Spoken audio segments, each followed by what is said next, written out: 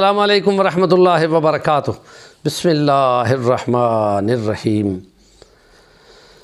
وفعلوا الخیر لعلکم تفلحون۔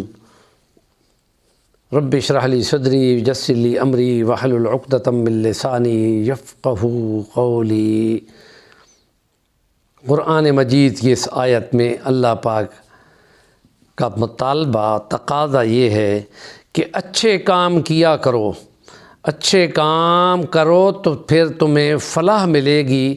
اور فلاح کی ٹرم قرآن نے استعمال کی ہے کہ جو جہنم سے بچا لیا جائے اور جنت میں پہنچا دیا جائے وہ بہت بڑی فلاح پا گیا، کیونکہ خدا کا قرآن کہتا ہے کہ جو جہنم میں داخل ہو گیا وہ ہلاک ہو گیا، کیونکہ اس کی آگ نہ تو چھوڑے گی اور نہ باقی رکھے گی۔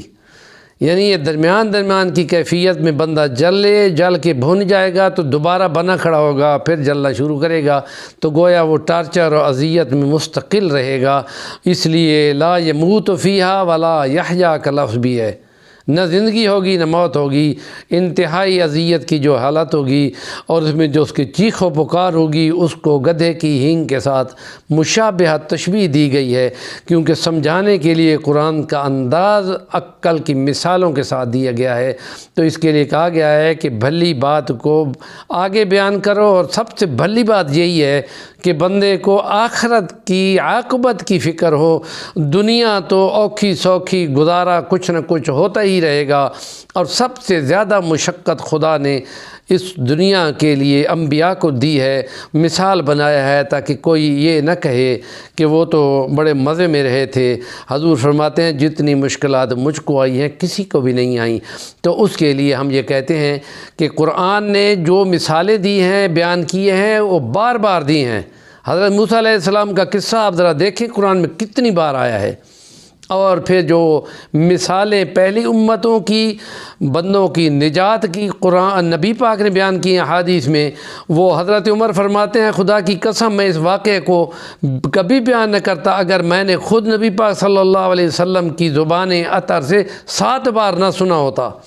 وہ جو غار میں پھنس گئے تھے 3 بندے، اور بڑا سا لینڈ سلائیڈنگ کی وجہ سے ایک بڑا سا تودا آ کے منہ پہ اس غار کے بند گیا تھا اور وہ نکل نہ سکتے تھے، تو انہوں نے کہا کہ آپ کوئی نجات کی صورت نہیں ہے، اپنے نیک اعمال خدا کے سامنے وسیلہ کے طور پہ پیش کرو۔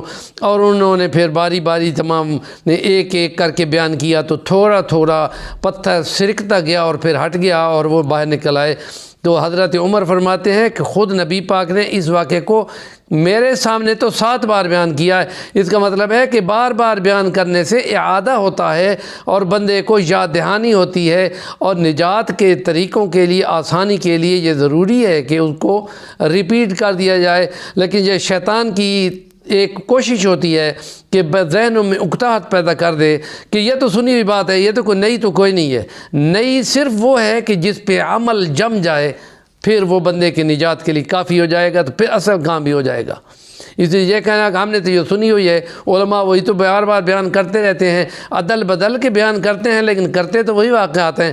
لیکن بندوں کی نصیحت کے لیے ان کو بار بار سننے کے بعد ہی وہ چیز کام کی چیز بنتی ہے، جس نے عقل کو اور مزاج کو اور ایمان کو اور یقین کو باقاعدہ اس نے اس قابل بنانا ہے کہ وہ قابل عمل ہو جائے، اور وہ انسانی صحت کو روحانی، اخلاقی، جسمانی، ان تمام صحتوں کے موافق آ جائے۔ اس کے لیے محنت چاہیے، اور اس محنت کے لیے بار بار بیان کرنا کوئی نئی بات نہیں ہے۔ ہمارے چینل کا نام ہے صفی الوانی، ضرور سبسکرائب کریں اور کام کی بات کو آگے ضرور کنوے کریں اور کریں۔